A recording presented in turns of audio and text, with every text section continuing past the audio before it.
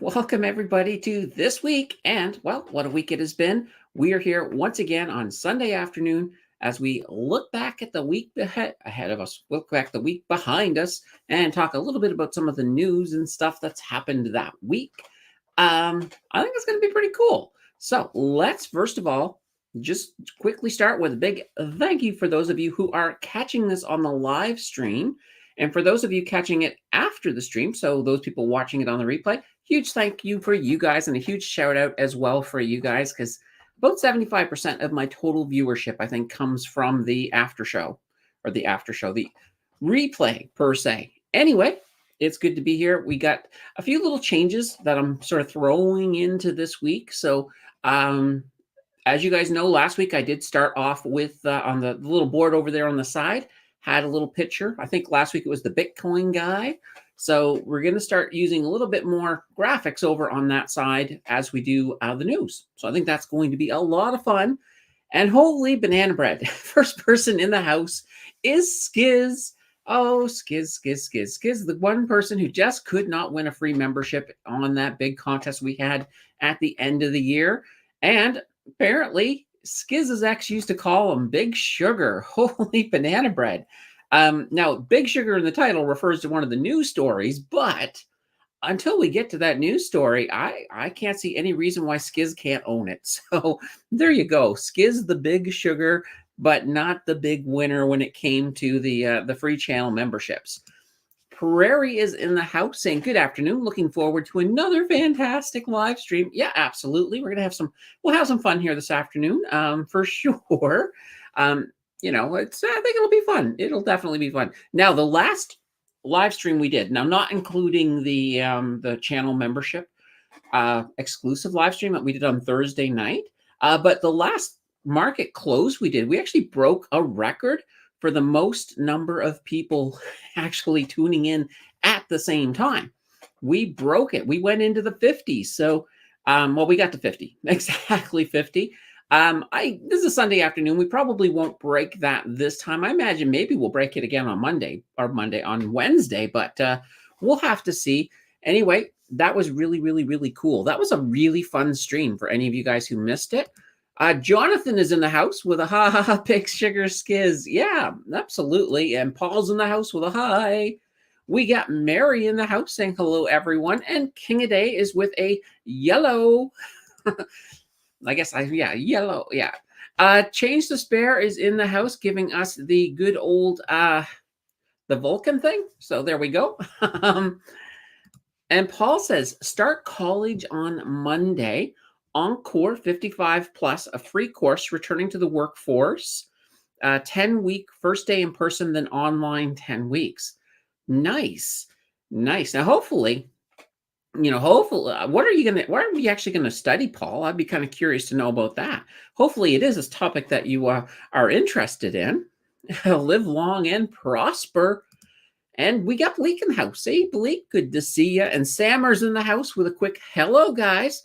Hello, Sammer. Good to see you as well. Awesome. This is going to be really, really, really good. Let's see here. Resume and other. So basically, I assume, so sort of learning how to do resumes. Now, are you looking to learn how to do your own resume, or are you thinking of doing resumes for other people? So sort of learning how to coach people on doing resumes. Kind of an interesting thing. Yeah, exactly. Other. So it is interesting. I mean, and things are changing too really rapidly. One thing that I know with resumes, you always used to have to put your address, your home address on your resume. Nowadays, you really probably shouldn't put your home address on the resume. You could put you can put your city or something, but it's one of the when it comes to privacy and things like that. Yeah, you definitely don't need to put your home address, and most employers don't care whether it's there or not. If they decide to hire you, they'll get your mailing address. So that's just one of these neat little things. So there's been a lot of changes when it comes to how your resume should look. Just in the last 10 years, things have really started changing. And worst case scenario, you can practically get ChatGPT to write your resume for you. So there's definitely a lot of things that you can do with that resume. Okay, so Paul is learning how to do his own. So it's been 35 years. Holy banana bread. So 35 years ago, I imagine that's back in the day when you had to actually walk out and visit businesses and actually hand them the paper resume. I don't even know if any places accept paper resumes anymore. It's pretty much all online, which is great because it makes it a lot easier. I mean, I remember when I used to go looking for summer jobs back when I was a student. Holy cow! Just the amount of walking around, it's just incredible. And I have some funny stories about that we will get to. Maybe not today, but or maybe today. Who knows? It just depends on if I get into that tangent. Terry Crow is in the house saying hi, peeps. And we got good old Jordan in the house saying good afternoon, everyone. Hope you are all well. Hope you are doing well as well, Jordan. Always good to see you. Ian is in the house saying, I might be starting Spanish lessons tomorrow. Course starts tomorrow. Just found out about it. Hope I can get in. Ooh, wow. And I imagine, well, with you being down in Colombia, I imagine Spanish lessons would kind of be very, very useful. So I certainly hope that you're able to get in. Oh, wow. Now, kind of curious. Do you, Ian, do you speak French? Because then you'd be like, you'd have 3 languages if you were to do that as well. So that would be really, really cool. Jordan says, feeling pretty good today. It's sunny. Yeah, it is sunny here as well. Sunny and cold. Like we have one cat that is who basically takes his little trips outdoors. But on days like today, he will maybe run out, walk down the walkway, look around, and decide, the heck with this. It's too cold. Turn around, come inside, and then run straight for, we have a little heated house for the cats. Run straight for that to lay on the heated mat inside of this little house. So, yeah, when Riley, and that's the black cat, when Riley, it's too cold outside for Riley, it's too cold outside for anybody, in my opinion. Now, some people will be out today because I don't know if you guys heard, they actually opened the Rideau Canal today. So last year we did not. So the Rideau Canal, by the way, it's the longest skating rink, it's apparently in the world. But they do that every year in Ottawa. Last year was the first year since they first opened it. I think it was 1971 that they actually weren't able to open it because it just didn't get cold enough. Well, now this year, yeah, it got cold enough and it got cold fast. Like quite literally at the end of December, it looked like the rink wasn't going to open this year, but it has. We've had nothing but minus 20 wind chills now for weeks. So that rink is now open. Whew. I have no plans of going down and walking around out in the cold, though. That's just me. Anne says, everyone smash that like button. Yeah, absolutely. Hit the good old like button. Throw it out. Let people know that we're live and we're doing the news thing and the talk thing and the chat thing, all of the fun things. Ian says, no French. Okay. Sounds good. I don't have any French either, Ian, so we're in the same boat. Wayne says, hola from San Jose, Costa Rica. Oh, you're down in Costa Rica. Wow. Costa Rica, of course, being famous for bananas and coffee. So those are 2 things near and dear to my heart. So Jonathan says, I remember skating the Rideau Canal as a kid and having beaver tails. Yeah, absolutely. I mean, I know I have skated on the Rideau Canal. It's fantastic, and they do set up all of these little shops and stuff around it, so you can get stuff like the good old beaver tails. I've never been a fan of beaver tails myself, only because when I'm outside, out and about, I don't want a treat that I pretty much need to find a bathroom because my hands are so sticky. I have to wash them afterwards, and sometimes I find beaver tails can get a little bit on the messy side. So that's just me. All right, let's get to our first news story. And then you guys can see what I mean by graphic. So we're not going to do the countdown on the side the way that we used to do. Each story gets its own little page. So let's jump in. You guys will sort of see what I mean. So our first story of the day is all about sticky inflation. So good old sticky inflation. There we go. Perfect. So yeah, one of the things that happened this week, of course, is the Canadian CPI that came out. And the numbers weren't they weren't anything to write home about. So inflation in December has jumped up to 3.4% from the 3.1% it was in November. Now, here's the thing though. People, a lot of the news people will go, oh my God, it went up to 3.4. That is exactly what we were expecting. We were expecting 3.4. So it really wasn't a surprise. Now, core inflation, that went from, well, it didn't actually change. It went from 2.8 to, and we were expecting a 2.8. So it was exactly what we were expected. Now, why did it go up? The big reason it went up is basically gas. We had a huge decline in gasoline about a year ago, and that drove the numbers down. Thus, our numbers look, basically the numbers are inflated more than they actually are this year because of the price of gas. So they're not as bad. Like people are saying, people have been using those words, sticky inflation. We're not really in sticky inflation yet. Now, if this were to persist for a couple of months, then we could start looking at, sticky inflation. Now, just some of the couple of sectors. So gas in December, that was up 1.4%. Now, that's that's a lot considering back in November, it was actually down 7.7% in November. See, groceries were up 4.7% in December. One of the big ones is air travel. Air travel was up 31.1% in December. No, in November, it was only up 1.1%. But once again, that is all of the holiday travel. Airlines charge more for flights around the holidays because they can and because people will pay it. So that's kind of interesting. Now, we did have some good news.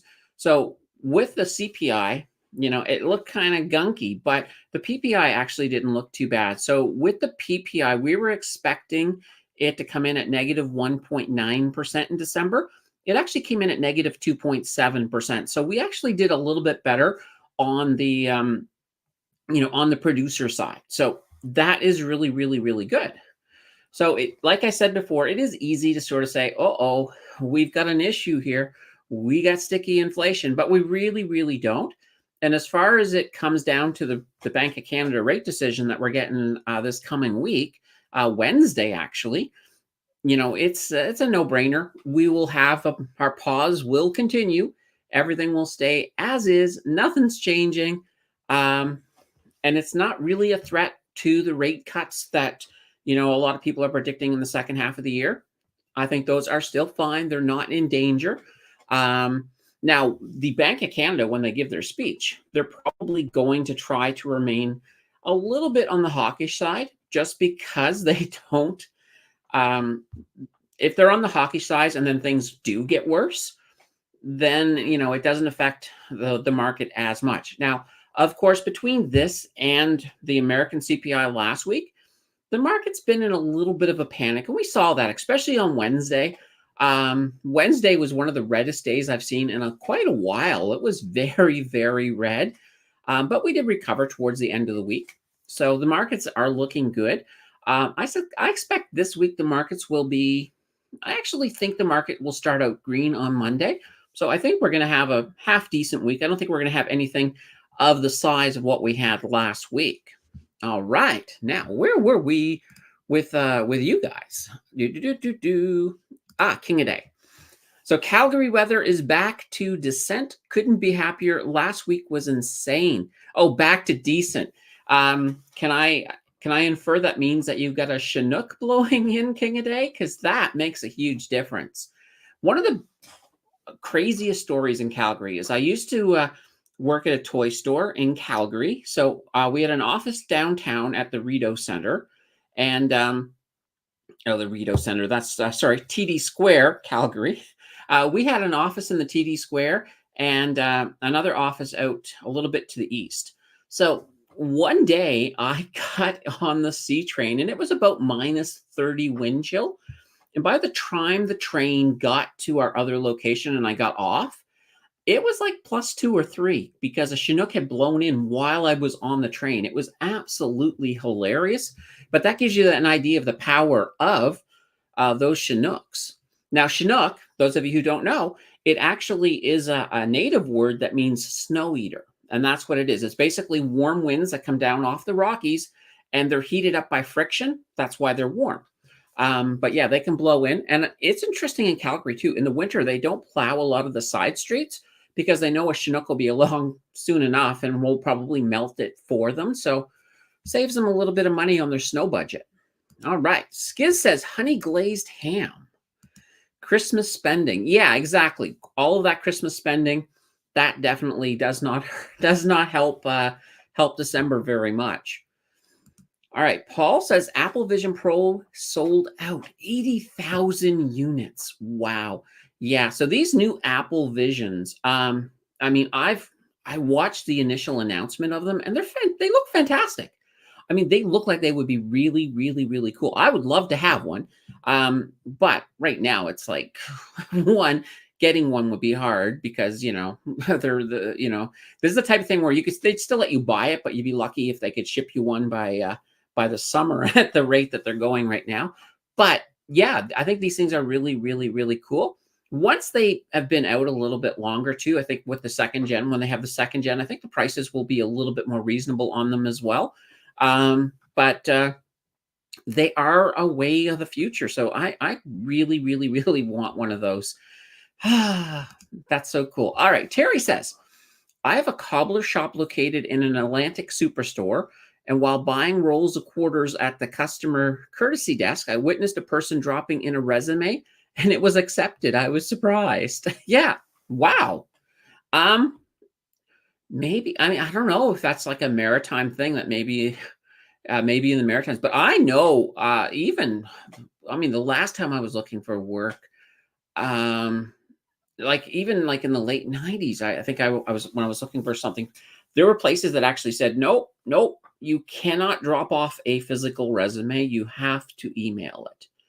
You have to use our website. So it didn't take long for a lot of companies to do that, but it's really cool that if there are still companies out there doing that, that's fantastic. Holy cow. Larry says, TSMC Taiwan Semiconductors saved the market with expecting chip growth over 10% and chip fab growth at over 20%. Yeah, so I mean, that's one of these things. So the Taiwan, so TSM, I mean, it's a great company. There's a lot of need for the semiconductor chip because we need it for everything, especially anything AI related. And also keep in mind, not just AI, as crypto starts going back up in price, more people are going to start getting more and more into mining. So you may also see a need for chips as well, once again, for crypto miners. So between the two of them, I think there's going to be a pretty high demand for semiconductors and for chips. So companies, for example, like TSM, NVIDIA, for example, I think they're going to do really well this year. All right. And Tim is in the house saying, hello, Candace, Mountain Finance. Well, just Mountain Finance, but hey, yeah, absolutely. Wayne says, Larry, take a look at the SOXX index. I sold a whack of puts last week. There we go. And these are our options, folks. So that's absolutely cool. All right, let's move to our next story. Whoop-a-doo-doo-doo. Which is basically just an update on the CEBA. So we were talking about CEBA last week. And let's pull it up here. There we go. So right now, there's been no change to the extension. So the extension, the original end date was January 18th. Now, that date itself was 2 extensions because they did get 2 extensions in the program. But Trudeau did come out and said, time, there's, basically saying, there's no way we can really extend it any further. It's about time for all the pandemic supports to be over. So they're not getting an extension. So as we said, a lot of money was actually put into this program. So Ottawa actually paid out roughly $49 billion to approximately 900,000 businesses across Canada. All of that was because of the closures and other restrictions and some of the financial chaos it caused. So the way these work is you could get up to a maximum of $60,000 on this loan. And the beautiful part is, and this is great, the government would forgive 20,000 of it. So it's a $60,000 loan and you only have to pay back 40,000. I mean, that's a sweet deal if you ask me. But part of the deal was you have to have repaid the loan by January 18th. and some did. I mean, a fair number of companies did, but as of last Friday, some of the as of the 18th, basically what happens is those loans, anybody who hasn't paid it yet, they get turned into a 3-year loan subject to basically 5% interest. And that's not that bad of an interest rate on it, but they also lose the ability to get that forgiveness.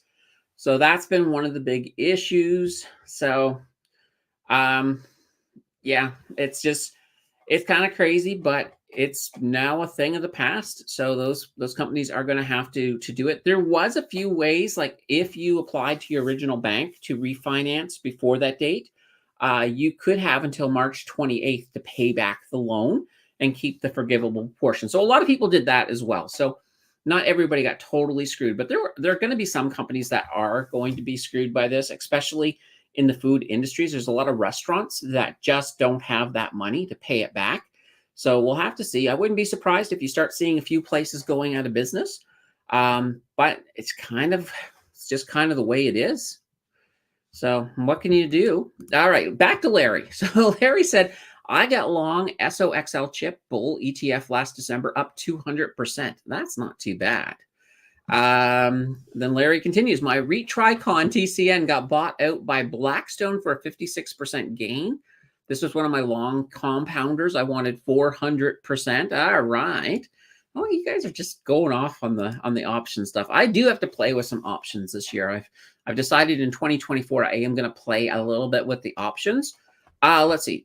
Wayne says, I've listened to ASML's annual shareholders meeting, so I had to play early. All right. Now, as I said, Skiff could basically be, Skiz could basically be Big Sugar until we got to the story. And let's actually jump onto that story as well right now. There we go. I just called it a pretty sweet story because I thought that was funny in my head. May not be the best name for the story, but basically, the Canadian sugar industry is about to expand a wee bit. So there is a company called Sucro. They're based out of Florida, and they are going to invest $135 million to build what is probably going to be Canada's biggest sugar refinery. So right now, about 94% of all domestic sugar comes out of 3 refining operations in like Toronto, Montreal, and Vancouver. And these are owned by a couple of our big sugar giants. So we do have sugar giants. We got Redpath and of course Rogers. And I think a lot of people in this community have definitely invested in Rogers from time to time. Rogers Sugar, let's just say. So this new refinery is going to be basically based out of Hamilton. And it's going to be 10 times larger than, because Sucro right now does have a plant in Hamilton. It's a small plant, but this new one is going to be 10 times larger. And here's the interesting thing. So this new sugar plant, it's expected to be operational by 2026. And this is going to be actually a huge thing for the Canadian sugar supply chain. Right now, we're at a point where because we don't have a lot of big producers, when people need, so businesses, restaurants, whoever, whenever they need sugar, they're at a point that a lot of times it's almost like a seat of your pants type order. Like they get it to you just in time. There's really no lenience. So our supply chain when it comes to sugar is tight as can be. So what's going to happen here is, and keep in mind too, when we have a very tight sugar supply, that means that right now sugar's price is much higher than it should be. So it's already inflated. That's a kind of a different form of inflation. It's more of a supply and demand. So when we basically increase the supply, the demand will still be there, but that will pull prices down. So it's going to be very, very good, I think, for our sugar industry and any of the companies that buy sugar from it. So that's kind of a neat little thing that's coming down the pipes. All right. Very, very good. And Mary says, what will this do to Rogers Sugar? Right now, it shouldn't do anything. Rogers Sugar should be fine. Once this happens, even then, we're at a point where the demand is, we can barely meet the demand. So I don't see this as being a bad thing or hurting Redpath or Rogers. I think they'll still be fine. Maybe they won't grow as fast, but I still think they'll still grow. I think they're still pretty healthy companies. So I don't think this is going to impact them that much. Where it's going to impact more than anything, I think it will really help. Well, one, it will help prevent sugar shortages, and it will help with the price of sugar a little bit, bringing it down. So I think the consumer will be the big winner out of this. But I don't think there's going to be any real pain for investors for things like if you're investing in Rogers, I think you're going to be fine. Prairie said in August 2023, Rogers Sugar had announced they are spending $200 million to expand the Montreal plant. Yeah, there we go. So, and that's a big thing too. Like that's the whole thing. Right now, we need to expand sugar. There is a huge demand for it. And keep in mind too, once we expand, all of that doesn't mean that it's going to be a surplus of sugar necessarily in Canada. It means that we'll have better chance basically meeting the needs that we do have, because some of that's going to get exported. Some sugar will go to the States, some will go to Europe. So overall, it's still going to be a pretty good thing. So it's not something I would be super worried about. And let's see, Paul says the Hamilton sugar plant will not be shipping to Vancouver. Probably not. I mean, there is a plant in Vancouver, so there is sugar on that side of the country.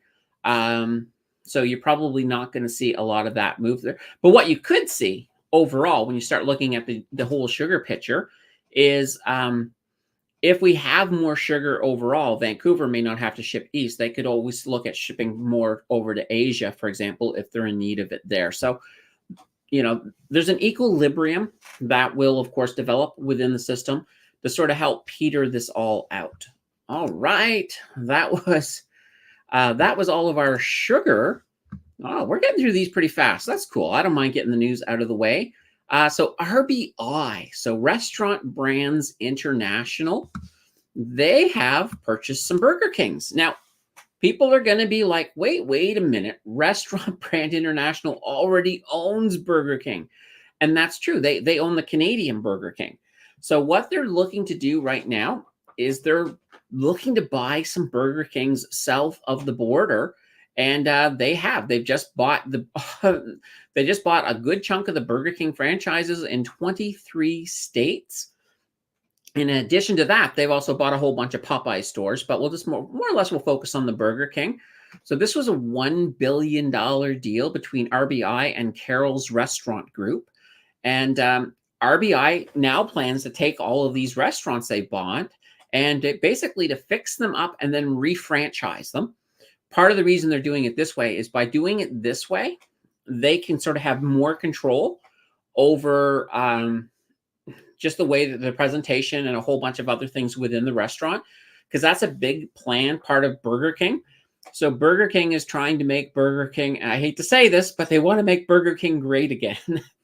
So, and that makes sense, because here's the thing. Fast food has absolutely surged since the pandemic.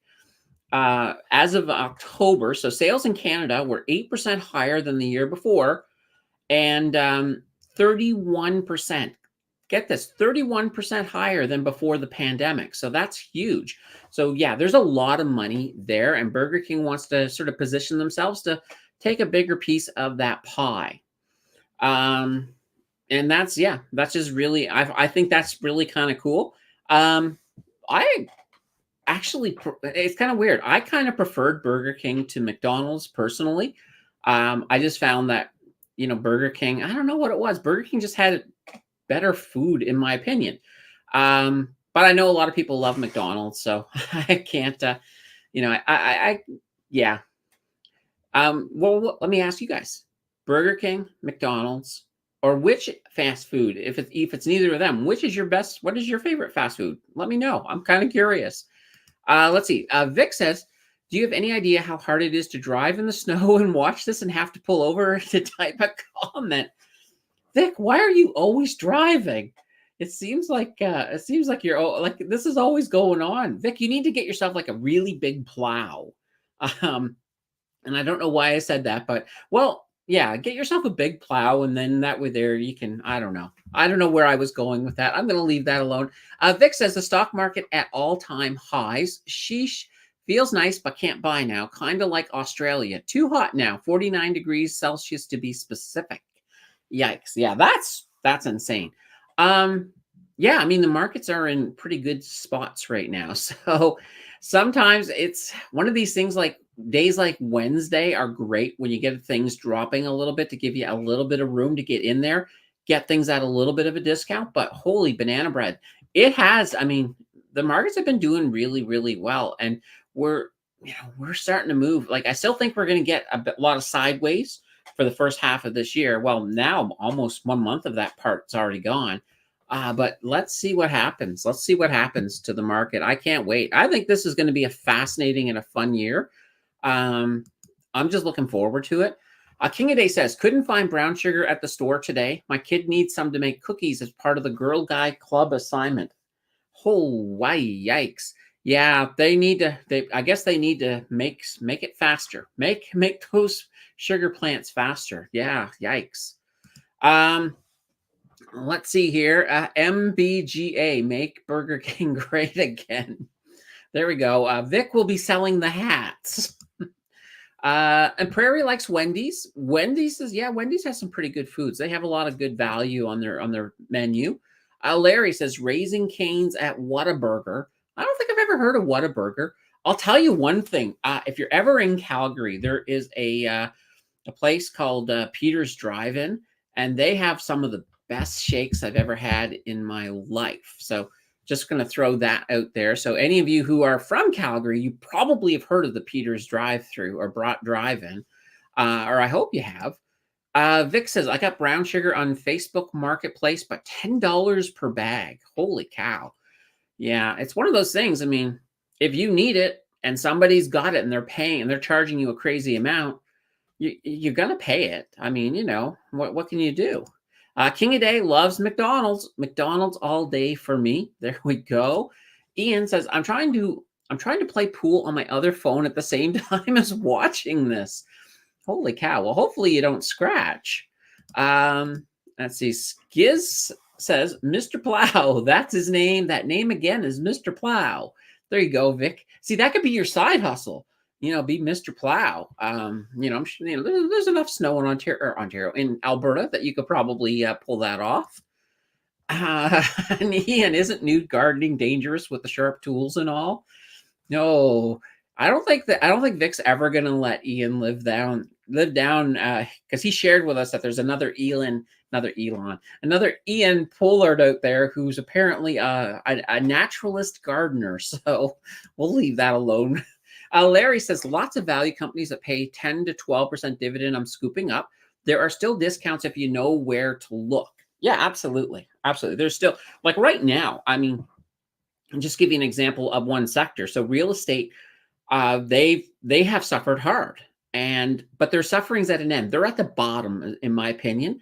So a lot of these companies, a lot of these REITs, they're going to start to recover and they're going to start coming back up. So keep in mind, and just to give you a general idea, I'm just going to pull up something here and get you some data. All right, so one of the companies I had added in the 0 to 100 was RioCan, and RioCan, yeah, they're up about almost 2%. So there has been some movement to the upside with REITs already. I don't expect to see a lot of it until we start seeing the rate cuts, but that just means that there's an opportunity to DCA into some of your favorite REITs this year. All right, and Paul says, white sugar and molasses make brown sugar. Good old molasses. I used to love molasses cookies. They used to be one of my favorites as a kid. Haven't had one in years. Well, I don't eat sweets anymore, so I probably will not have one again, but used to love them as a kid. 10Q2, I'm not sure what that's in reference to. Peter's Drive-In now in Edmonton. Oh, really? I did not know that. Oh, man. I just remember when I first moved to Calgary, first time going to Peter's Drive-In, it was just like, what? And I was like, what? You mean I can have chocolate and banana in a shake? And they're thick. They're like, If you think McDonald's makes a thick shake, Peter's Drive-In blows that away. I mean, it's a bit of a workout sometimes, but it's worth it. It's totally worth it. Paul says 10 to 12% dividend, not touching that, no free lunch. Right. And I still have my coffee here in my Starbucks cup. So I'll start putting Starbucks coffee in the Starbucks cup. Starbucks, once you sponsor me. We'll have to see if that works. It probably won't, but that's okay. Gives me something to say, right? Jay is in the house saying, hi, everybody. Was at the dentist on a Sunday. Holy banana bread. I guess you can find pain any day of the week nowadays. Hopefully it was just a cleaning. Paul says, VICI REIT oscillates between 30 to 32. EQIX REIT is good too. Yeah, so if you have like something like a VICI, if you have a clear oscillation between 30 and 32, first thing that pops into my mind is the word swing trade. So there's definitely opportunities out there. Larry says, Paul, come with me to Diagon Alley. And Mary saying, hit the like button. Yes, hit that like button. Slam on that like button. Hit it so hard that you have to replace your mouse tomorrow. No. All right. Well, don't hit it quite that hard, but definitely hit the good old like button. All right. We got more stories. Let's bring it up. So international student cap. So the government is actually looking to cap the number of international students that are admitted to Canada every year. So, no, there we go. Just like I'm pulling this back. So the number right now of international students coming to Canada, it was up around 900,000 last year. And that, of course, is not great for the housing shortage. And as you guys know, the housing shortage itself has driven up rents by about 22% over the last couple of years. So what is kind of interesting is even though the feds want to limit this, you have to keep in mind that at least the international students' education, that's a provincial matter. So they would have to negotiate any kind of cap with the provinces for that simple reason. So the normal goal currently is to add about 500,000 new permanent residents to Canada a year. And we've been totally surpassing that, like big time. Like we came close to, I think last year we came close to 1 million. So that's a lot of new permanent residents. But here's the rub. That is not including any of these international students. And that's kind of where they're looking at right now, because it's just like, it's creating housing shortages, completely. But here's the other rub. The other big rub of this is that the universities, they charge international students crazy tuitions compared to what they charge Canadians. And there's a cap on the tuitions right now with Canadians. So they're not allowed to raise tuition on regular Canadians. Or if they're permitted, it's a very limited amount. So because of that, these universities, a lot of the universities across the country, they rely on these international students and all the money that they're getting out of them. So this cap could certainly hurt a few universities along the way, but we'll have to see how this comes about. This is simply just a plan. It has not yet been enacted. So we'll definitely have to see how that goes. All right. Whoops. Let's get to our next story. And let me know, do you guys like the picture as opposed to just the list? We're just putting that down there. So working from home. So as you guys know, working from home was huge when we were in the pandemic, because, well, people didn't want to go to work. They didn't want to get sick, all of that fun stuff. But right now, we're on the other side of the pandemic. We're on the other side of a lot of businesses calling people back to work. So right now, according to Statistics Canada, 20% of Canadians are still predominantly working from home. And that's roughly half of what it was in the pandemic. So at one point during the pandemic, we had a point where about 40% of Canadians were working from home. Now, before the pandemic, that number was around 7.1% of workers were working from home. Now, because we have more Canadians working from home, this, of course, does impact a few things. One, it means that we have less people using transit, which of course hurts transit, which means that they need more help when it comes from the municipalities and things like that. The other, and this is a better one, is that Well, there's less greenhouse gas emissions because you don't have as many people traveling to work. So that kind of is a good point, and there's also a bad point to it. Now, it's kind of interesting. I don't know if you guys have ever worked from home, but I remember it's kind of funny. Funny work at home story.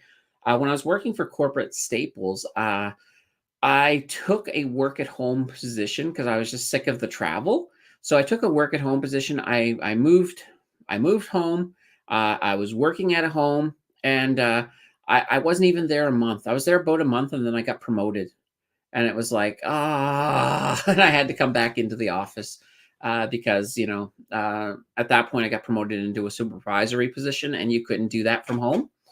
So that kind of sucked. But anyway, that's kind of the status of working from home. Do any of you guys work from home? Or have partial work at home some days, work in the office the other days? I'd be kind of curious to know. Let's get back here. We'll get caught up. All right. Let's see. Prairie says, all right, back to the student cap. So student cap is needed. Not good for domestic students either. My daughter couldn't get into vet school, U of S, because of limited openings. Yeah, absolutely. That is one of those issues. Like you take, whether it be a vet school or a medical school, there's only so many openings, and you just simply can't get in. Which is really, really, it can be tough, like, especially when there's so much competition from people all over the world. It's not like you take Dalhousie, which is a very good medical school out of Halifax. They have limited positions, but yet, how many of those positions are being filled by very capable people local compared to, or even just very capable Canadians, compared to people coming from abroad who are taking those positions away from some Canadians. It's interesting. So it's either you got two options. One, look at creating more positions, but or look at a cap, as sort of Prairie was indicating here. So we have to sort of figure how this is all going to end up. Terry says, trying to nix fast FUD from the big delicious. I don't know what that means. I'll go to the next one. See, pictures are nice. Yeah. Well, I just wanted to try to, make it a little more interesting instead of just, you guys staring at my poor old mug. It's nice to have some different pictures there. Verina's in the house saying still working from home since 2022. Yeah, there we go. Well, I work from home, so that all works. Well, of course, I got the YouTube, and the YouTube doesn't pay me very much at all. Pays me very, very little. But I also do trading. So between the two, I'm in my office a lot. Let's see. Ann Kirk, she works from home. Very, very cool.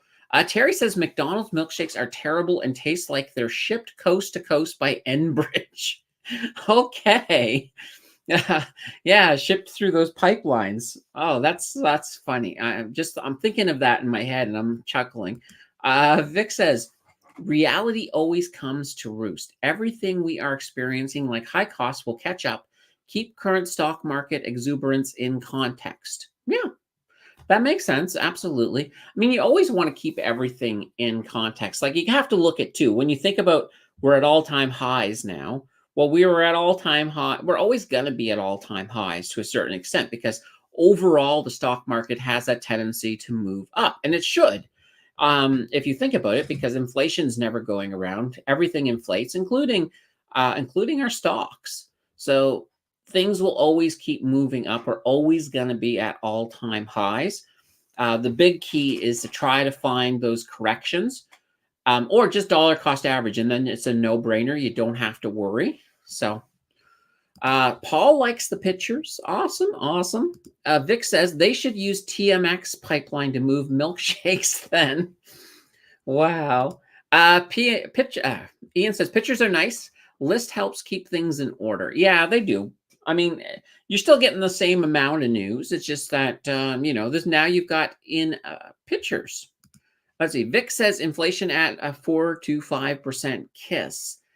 Keep it simple, stupid? I don't know. Or do you just want to kiss inflation? I'm not sure on that one. Yeah, retirement is gone. Oh gosh. Yeah. For a lot of people, retirement is not even a thing anymore. I mean, I know when I was a kid, everybody talked about, oh yeah, you work until you're 65, you retire.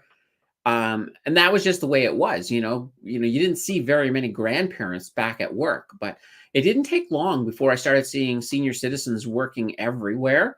And now we're at a point, like I look at my mom is like, I think she's 73 or 74. And she's driving a school bus still, she's working.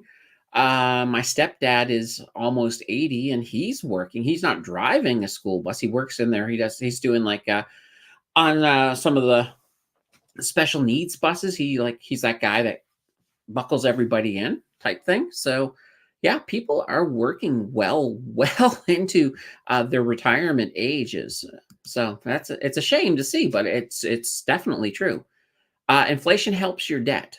That it does. Absolutely. Because look at it this way. If you borrow $1,000, then there's 10% inflation. That debt doesn't go up by 10%, but there is interest on it.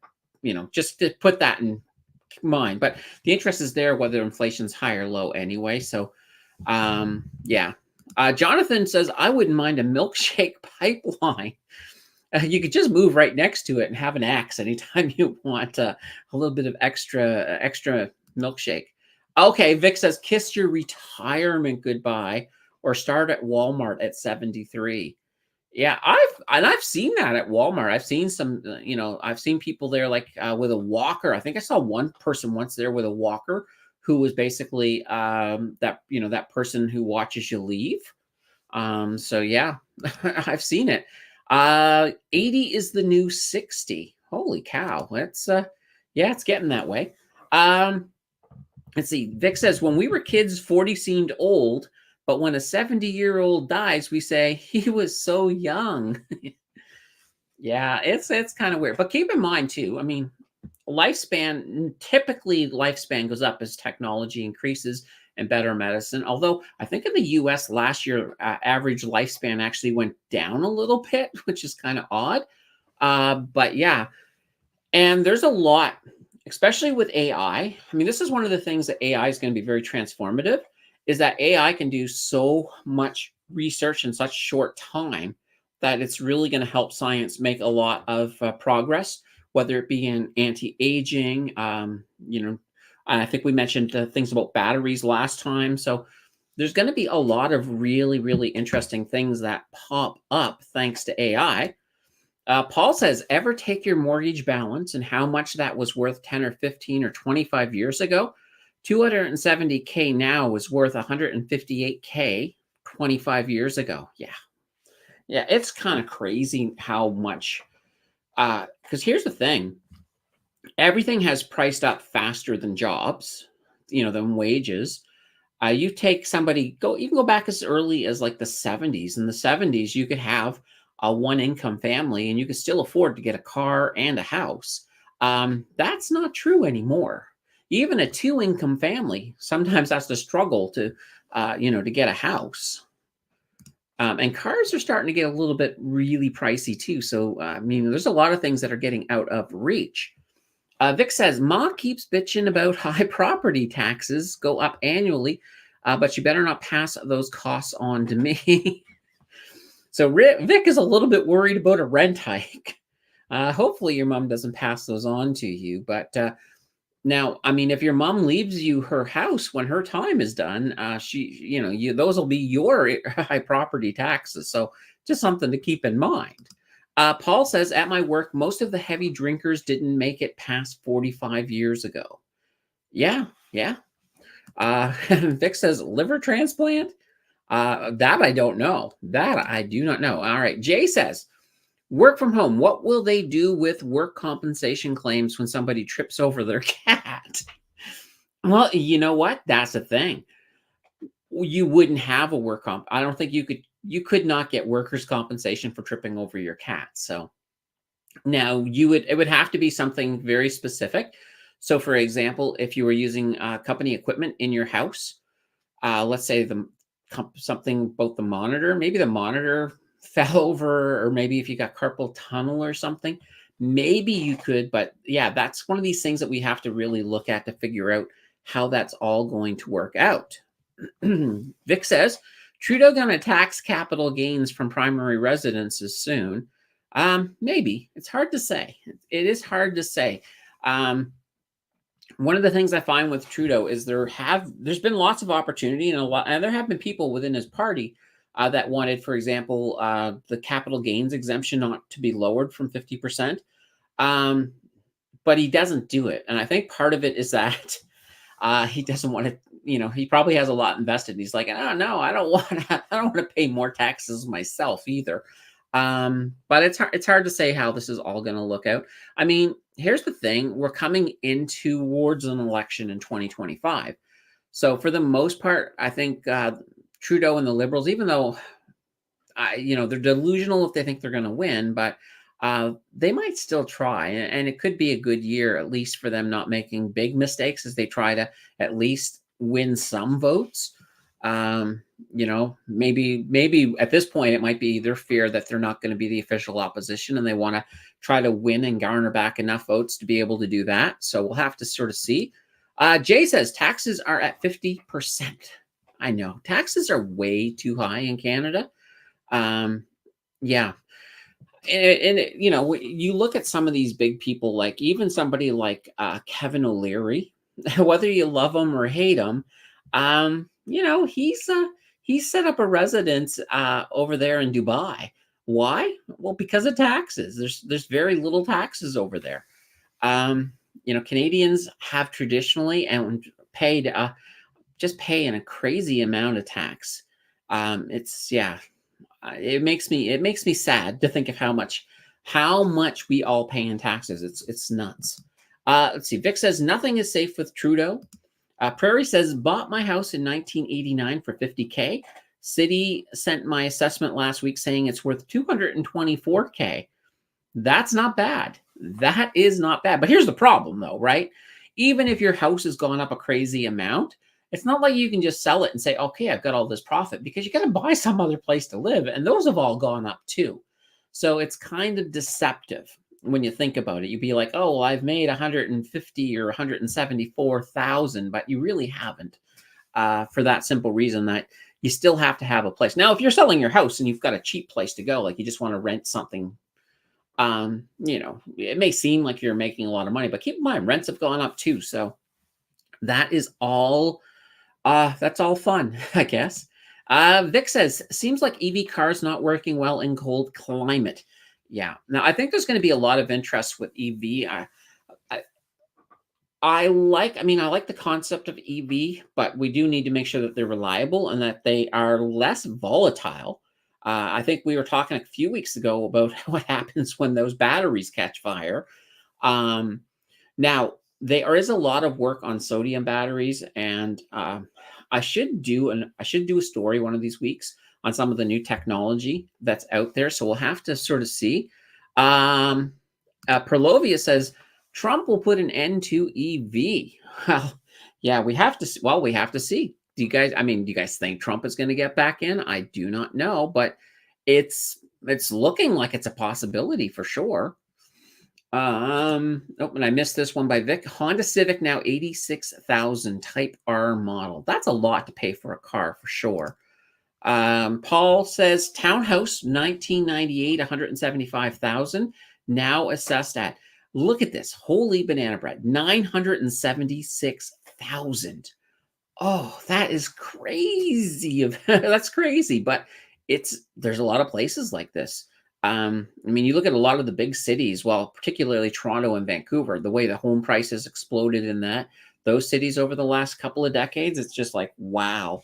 Wayne says, I'm seeing stories about more and more young Canadians leaving the country for good due to the high cost of living. Yes, I've been seeing those on YouTube a fair amount.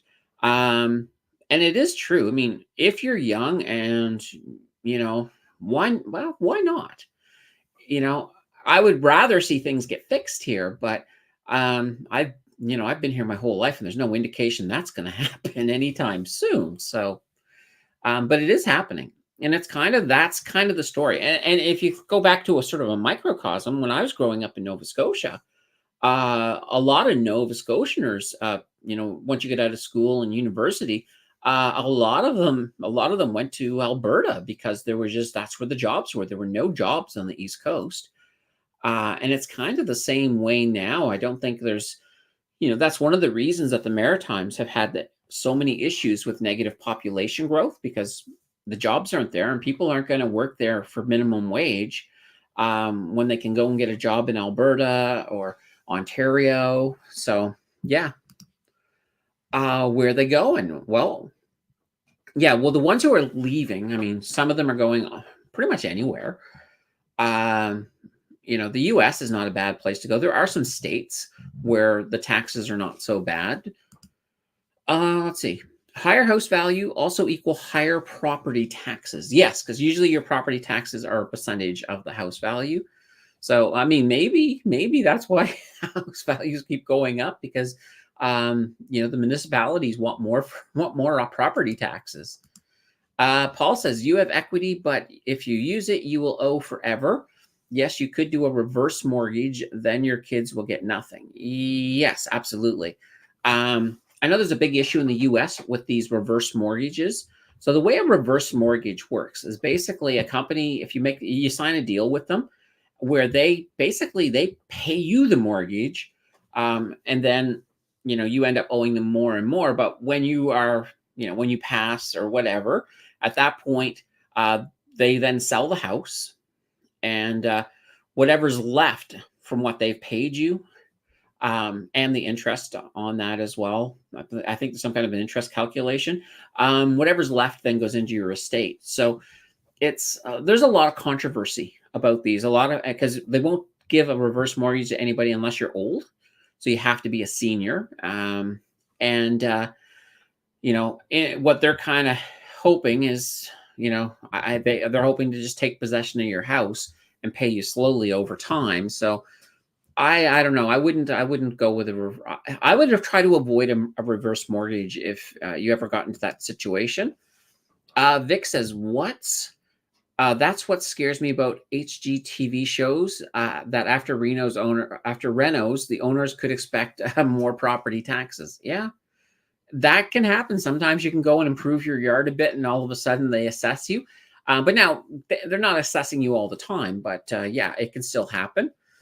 Vic says, since I quit smoking, I got a Tinder date, though I'm saving money. Date didn't like a basement dweller. Wow, gosh, that sucks. Yeah. Well, what you have to do is don't present it as a basement dweller. Present it as somebody who is frugal with their rent costs. Legalized loan sharks. Yeah. Reverse mortgage people, I think, are in the same boat as that. Vic says, wake up people. Also, timeshares, bad idea. All right. And Paul says, property tax has not gone up crazy with value going up as everyone else has gone up to about 2,600. Okay. That's not too bad. All right. Let's get our next story here. That was the work from home one. There we go. So this one's just a simple little one. So Birchcliff Energy, they cut their dividend in half. So that's pretty drastic. I do not like to see these 50% dividend cuts. So Birchcliff, their ticker is BIR. They did cut their dividend from 20 cents to 10 cents per share. It's a quarterly dividend. Now, since the news broke this week of them cutting the dividend by 50%, their overall share price has dropped 20%. So Birchcliff said the reason they did it was because of weakened oil prices and revised lower overall projections. So initially they had made all of their projections back in 21 and 22.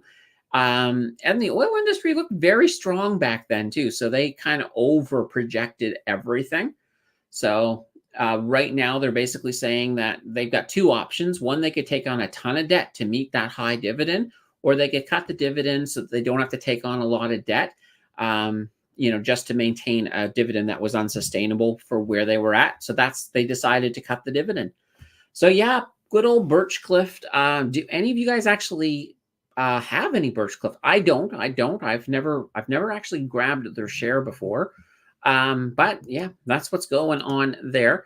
Paul says 1990s was big for timeshares. Yeah, I remember used to hear about it a lot. Let's see here. Vic says investing my rent and previous smoke money to stocks. Not bad. Not bad. PayPal big announcement January 25th. Oh, I did not know that. So we have to find out. Let's see here. Kiev and Kaz says, does that mean Torlamine might have issues as well? I don't see issues for Torlamine only because I think they've been very good with their projections, and they also had such a surplus of money. Like last year, they had all those special dividends. So I think they're still sitting in a good place. So I don't feel that there's any fear with TOU. Perlova says, yes, I do have BIR. Thinking will recover quickly. Okay. Yeah, I think the price will. Just you're going to have to sort of live with having a little bit lower dividend. But sometimes that's the healthy thing for the company. And, if once oil does start recovering, it doesn't mean they can never go back. They may, but, probably not for a bit. But my tongue is not working. But on the other side of that equation, too, it also means that by having less of a dividend they may have, if there is a recovery in oil, they could very well then have more money to grow their company, which would then grow that stock price. So it's not necessarily a bad thing, and there's been times like I think, who was it? Algonquin.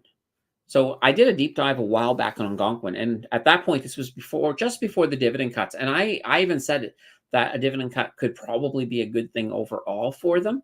And then they actually went and did it, and I was just like, "Whoa, that's kind of cool."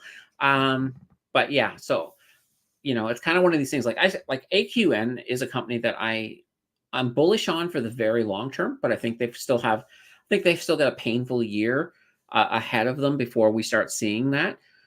But yeah, that was kind of a similar situation. Paul says they need a new sell order type. Dividend cut sells automatically. Yeah, pretty much.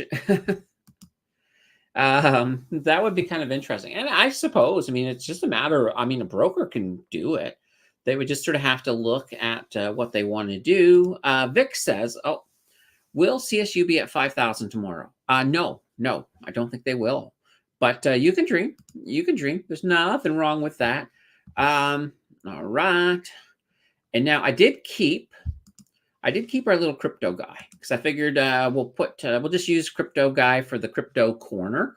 We don't have a lot of crypto stuff this week, but I did just want to sort of touch on those spot ETFs, spot US ETFs once again. So who won the race? So it's actually interesting. So there was a tweet that came out in regards to it, and BITO, so BITO, which is the ProShares Bitcoin Strategy ETF, was the fastest to reach 1 billion in assets. It took them 2 days. So that's pretty darn good. So I would say BITO won. Now GLD, so that's the SPDR Gold Trust. They took 3 days. The iShares Bitcoin Trust, so IBIT, that they took 4 days. And Fidelity Average Bitcoin ETF, they took 5 days, so FBTC. Now, a lot of people will probably say, well, wait a minute, what about Grayscale? Grayscale had so much volume. Well, Grayscale did, but a lot of that volume was going in the wrong direction. A lot of people were getting out of Grayscale and moving to some of these other ones, so there's been a lot of movement. But ProShares Bitcoin Strategy ETF was the clear winner, at least in their asset value. But we'll take a look at these again as we sort of move along. What'll be really fun, I think, is after they've been active for, let's say, 6 months, is to take a look and see, and just take a look and sort of look and see how they've all done. I think that's going to be kind of fun. Let's see here. All right, Vic has to get back on the road. So basically, between his last comment and this one, a police officer probably knocked on his window and said, hey, you can't park here. You got to go. Probably not, but that sounds funny in my head. Paul says Tulamine is a low yield, less than 2% with dividend growth, good revenue growth, good EPS growth, recommended by dividend stocks. Rock. Yeah, I mean, I love Tulamine. They are a very good, well-managed oil company. They're also a pretty darn good total return stock in my opinion. And Verena says, Candace, you are trading and doing YouTube for a living. That is so cool. It's cool to a certain extent, but I mean, it's just one of those things. I mean, eventually, when this channel explodes, eventually, whenever that happens, I would rather just be doing this and creating content like all the time. But it's still pretty good. So I definitely enjoy it. All right, so now let's see here. Wayne is saying, why is the like button only showing 4 hits? 4. It's got to be more than 4. That was my hit at the beginning of the program. Sometimes it doesn't update when you're watching a stream. I've noticed this. So you sometimes have to actually refresh the stream. And I will refresh the stream. I have the stream open on another thing because I can't interact completely with StreamYard just to see where it's at. And no, it's at 30. It's at 30 right now. So if you refresh the screen, the only problem is though, Wayne, if you don't have YouTube Premium and you refresh the screen, it'll make you watch the commercials all over again. So, but yeah, it is there. Let's see. Pirlova says, anyone know of a great site for live day trading? Well, I mean, when it comes to a great site, for me, when I was doing day trading, and I also use it right now for swing trading, is I use my trading view because everything is done up to the second. And that way there I can monitor everything really, really well. But I'm sure there's a few I'm sure there's definitely YouTubers out there. I know there is on the American side, day traders that you can go in and just sort of hang out with them as they're trading through the day. But yeah, but when it comes to actual just monitoring and stuff, I do like TradingView. Now I do have the paid version, so I can't remember how much it was, but I think it's fairly pricey. But it is good. It is definitely a good site. That's where I get all of the heat maps and stuff from that I show in the market close.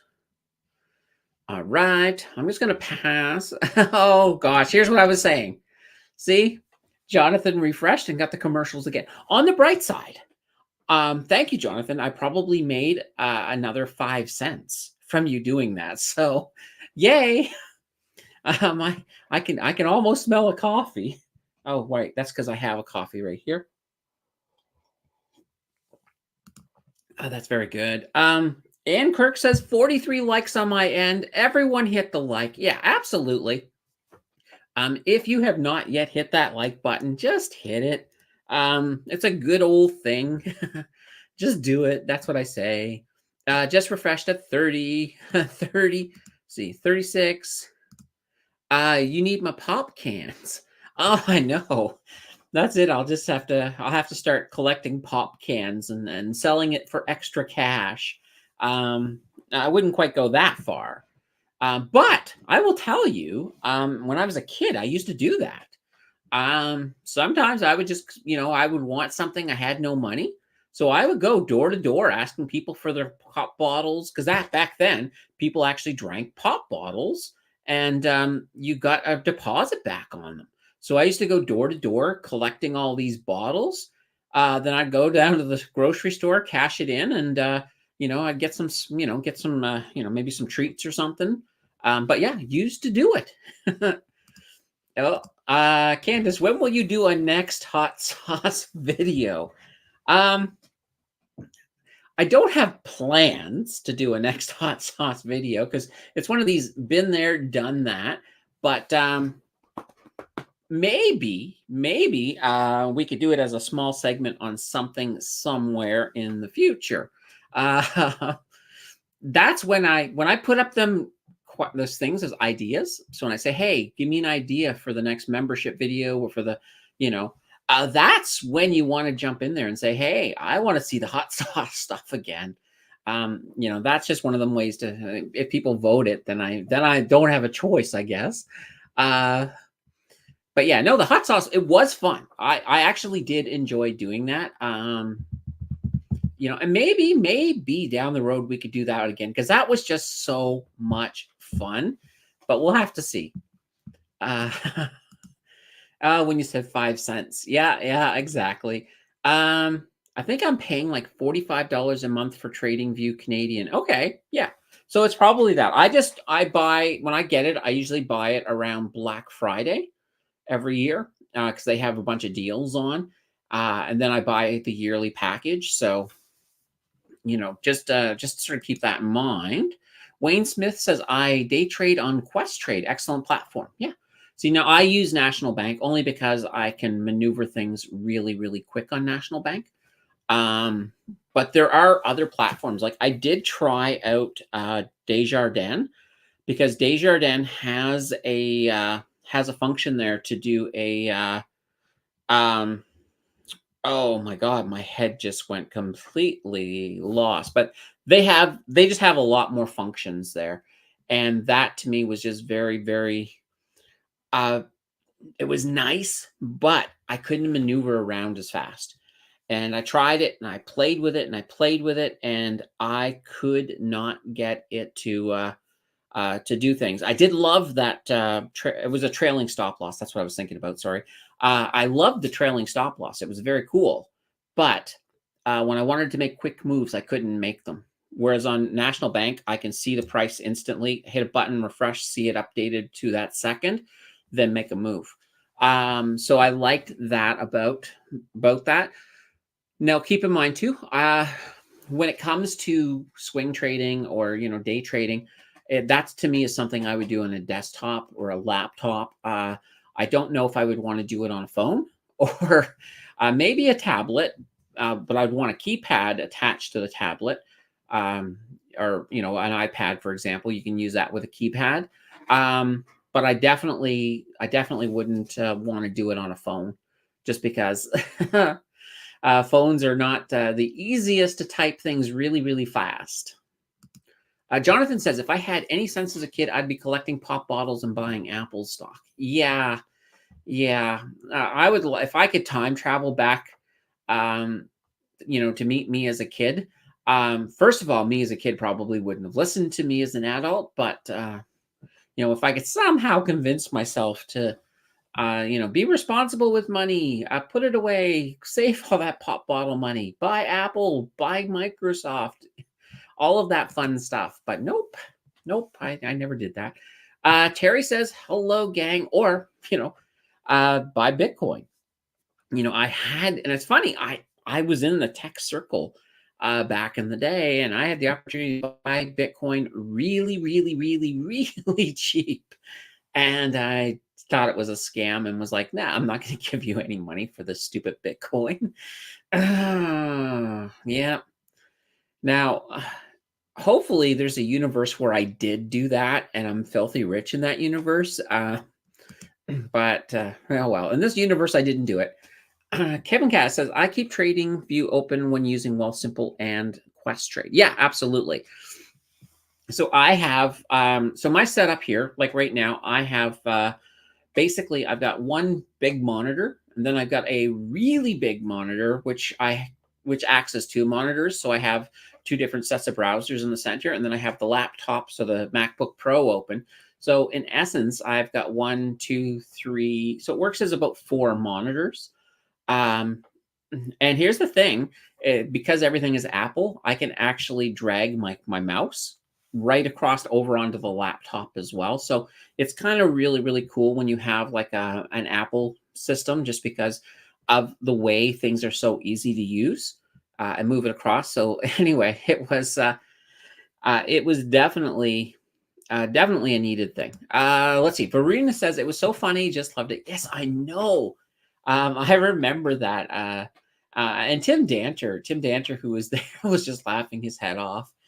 He loved it so much. He actually did this crazy super chat of like It was like 20 some odd dollars. I was just like, holy banana bread, that's huge.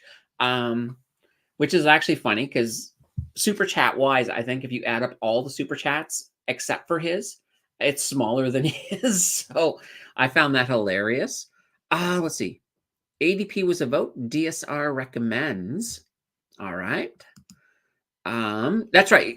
Those of you who have not seen yet, over on the community tab, there is the vote up for the next deep dive. So Enbridge won this time around, and we'll have to see who wins next time around. So I'm looking, that's going to be exciting. King of Day says, all of us should refresh, watch commercials again, and make Canada's a few cents. Yeah, there we go. Well, that's what we'll do. We'll just have commercial breaks. Every so often, I'll be like, okay, I'm going to drink my coffee for the next 90 seconds while you guys watch commercials again. So that would be funny. I think on a Twitch stream, there's actually a button that you can hit where you can activate commercials. So in the middle of your stream, if you decide you want your viewers to watch a commercial, you can do it. So I know somebody was telling me about it, and I was just like, oh my God, I wouldn't do that personally. It's like, yeah, to me, that just breaks it up. And I couldn't do it. Paul says, Candace, day trade taxes or download transactions and import them into some tax program. So what I do is I get a report, and so then I have to basically claim each and every transaction.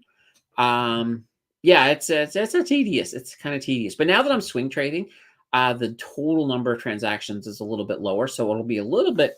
I think taxes will be a little bit easier this time around. But yeah, I do that mostly manually. But I can import a lot of it into my tax program, and then I have to manually click a button to change it to a business income for all of them, which is a pain in the butt. Let's see. Wayne says Questrade has bracket trading where you can set your stops and profit targets in one trade. That would be absolutely cool. That is something I've always thought would be awesome. Like, I would love to be able to say, okay, here is my sell point and here is my stop loss on that same trade, because that would be very, very, then I could leave the trade alone completely and I don't have to worry about it. But yeah, that would be interesting. Neil has been playing with the Moomoo platform and loving the platform. Not quite ready to trust it as my brokerage. Okay. I have not even looked at Moomoo, but that could be interesting. I don't know whether National Bank will ever add any new things, but for now, I just like the fact I can move quickly, and the stuff I do, I keep track of it myself anyway, so it's not so bad. Prairie says, use while simple, but was also looking at National Bank trading this week, free trades. But do I understand correctly that there is a annual fee unless you meet a minimum?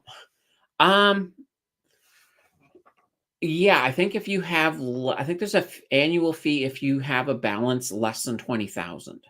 So as long as you have more than 20,000 in there, and that's across all of the accounts. So, whether if you got like a personal and a TFSA and an RRSP over there, as long as it adds up to 20,000, you're good, and then there's no fee.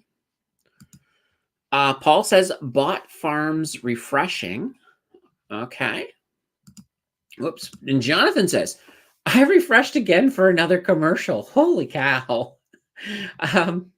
Yeah. Oh, hey, I appreciate that, but you definitely don't have to do that because, sometimes them commercials, it used to be really bad at one point. I remember tuning into a live stream once and I got hit with this 30-minute commercial. And for some reason, my skip button wasn't working. So I couldn't skip it. I pretty much had to walk away and come back later. Yeah, I'm glad that I haven't seen one. Well, now I have premium, so I don't see it. But hopefully, I think YouTube has addressed those. I think they got rid of the non-skippable 30-minute commercials, because that's crazy. I mean, especially if you were going to, because there was a couple of times, like not even with live streams, with shows, where I was just going to watch like a quick 10-minute video, and there was a 30-minute commercial at the front of it, and I couldn't skip it. And I was like, what? But yeah, I think most of that's been fixed. Thank Thank the banana bread gods, right? Let's see. Do you think WCP will go down next week? Oh, uh, I don't know yet. I haven't really looked too much, but let me take a look. Let me take a gander at something here. Ba-da-da-da. All right. Curious about one thing here. What we are going to see, and let's see here. Yeah, so we are going to see a bit of a drop on the 31st because that is their ex-dividend day, and they do have a pretty half decent dividend. So on the 31st, you're going to definitely see a drop. Really depends. Oil has been doing pretty well for now, so I think they're going to be fine for this week. But once we get to the end of the month, you will see a drop because they do have a sizable dividend, and you will see drops on ex-dividend day. All right, PJB widgets. I switched accounts. I had asked if I want premium. I hit the X and no commercial. Sometimes you will not get a commercial. That is true. So even though you don't have premium, sometimes it will let you go in without a commercial. And sometimes it comes down to the algorithm, right? If the algorithm sees you as the type of person who watches the commercials, they're probably going to feed you up more commercials. That's, I think, the way it works. So definitely interesting. So King of Day says, I use Moomoo for research. It's not bad, actually. Now I need to take a look at Moomoo because I don't, I have not even touched Moomoo, to be honest. Perlova is hoping WCP has hit its lows. Probably, I would say. I mean, you'll see a drop on the 31st, but that's just because of the ex-dividend date. But if oil keeps on improving right now, I mean, WCP should go up with it. Let's see. And if you switch to Wealthsimple and took a reward and switched away in less than 365 days, Wealthsimple takes the reward back. Oh, well, there we go. Not surprising. I mean, especially if it's a big reward, that kind of makes sense. Like, for example, if you move over something and they give you an iPhone, well, they're not going to want you to move over and get the iPhone and just leave. 365 days, it seems long. Like I would, if somebody had asked me what it was, I would have probably guessed 6 months, but with the stipulation that you check with Wealthsimple to find out. But wow, 365 days. Yikes.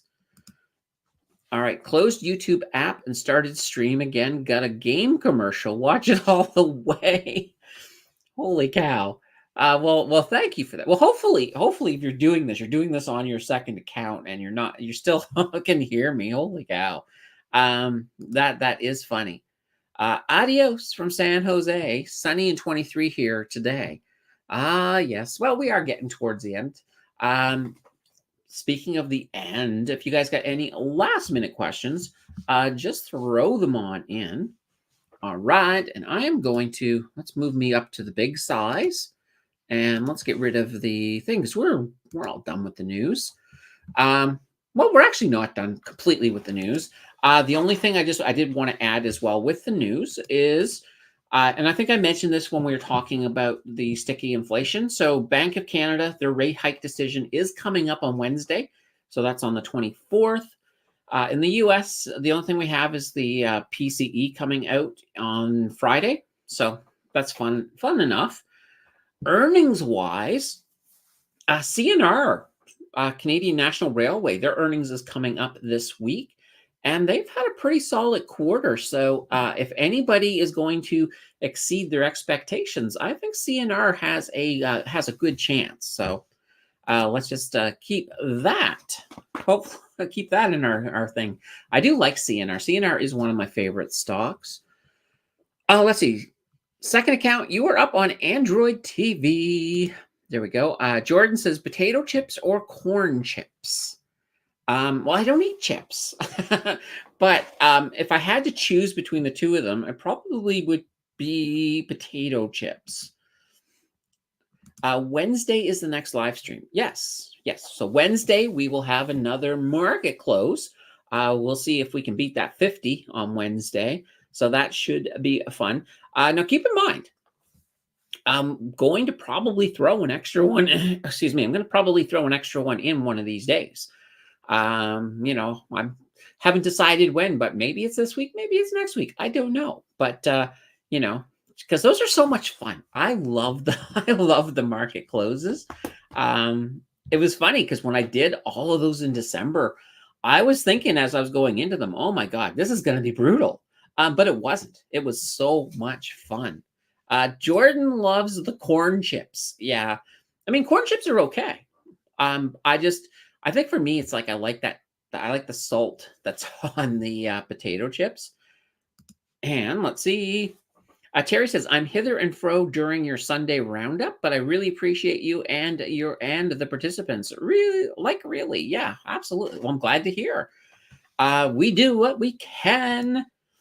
Jonathan says, I prefer CP with its access to Mexico. Yeah, I think they're both great railroads. I have, whenever people are really, really fighting on whether they should go CNR or CP, it doesn't hurt to go both. It really doesn't.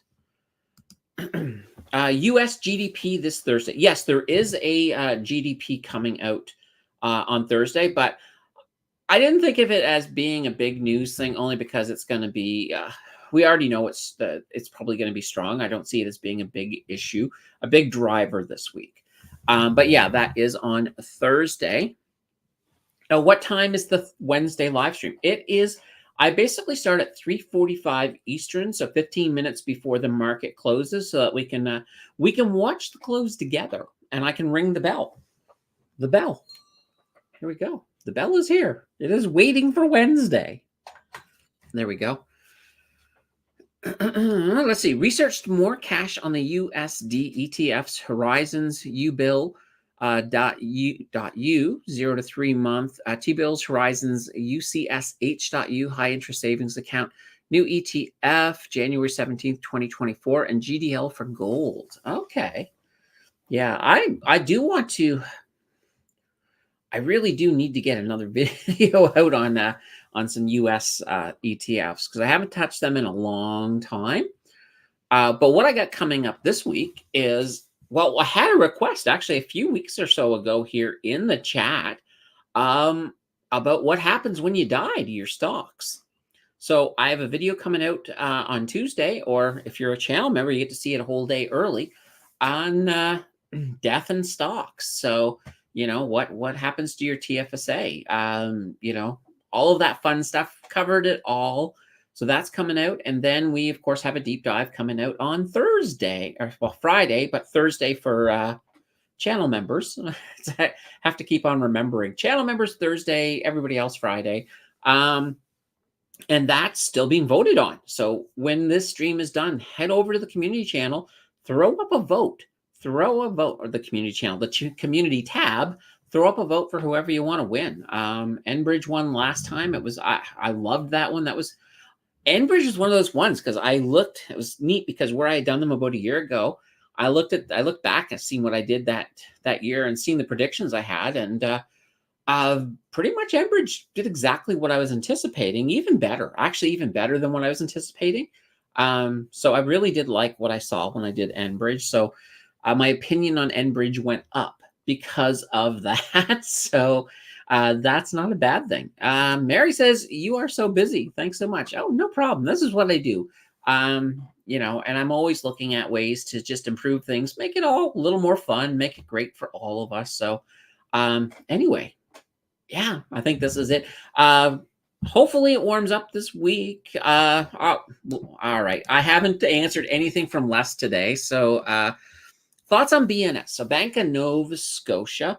I don't like them. I do. I think they're blue chip. They're definitely going to recover. Will they recover the fastest? I think out of all the banks, CM is up towards the top, I think, recovery wise. But according to the data, last time we did, I did a quarterly review on the banks, and I'm going to do another quarterly review on the banks when the new earnings all come out. I think BMO actually did really well then as well, but I do still like BNS. So Bank of Nova Scotia, Scotiabank, I think they're a good stock. Are they the best bet for your buck? Well, no, but it's kind of like splitting hairs in one sense. I think because a lot of the banks are they're just strong. They're going to be fine. What, especially once we start getting these rate cuts, I think that's really going to help improve the banking situation a bit. So I'm at a point where any bank that you like of the big six, you're probably going to be okay. Um, I think BNS is nice and solid. You've got a pretty nice looking dividend.